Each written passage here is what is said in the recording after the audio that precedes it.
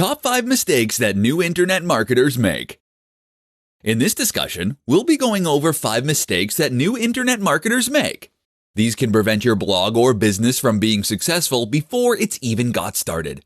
So grab a pen and paper and listen up. Number 1. Being spammy. Let's face it, an awful lot of people who get into internet marketing do so because they want to make money quickly with minimum work. They see that you can make money online, and they assume that this must be an easy and quick way to make a buck.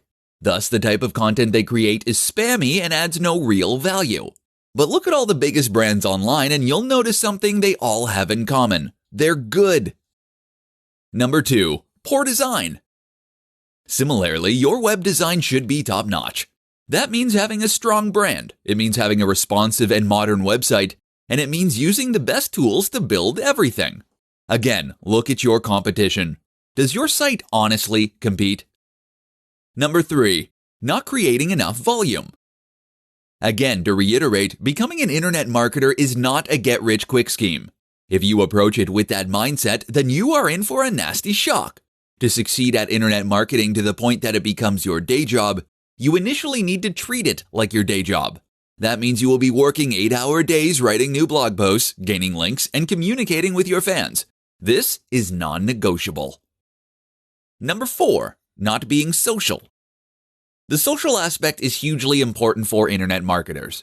If you can build a genuine relationship with the people who build your website, and if you can appear to be a real person that others want to know and aspire to be like, then you will find that your site grows much faster and everything is much more successful as a result.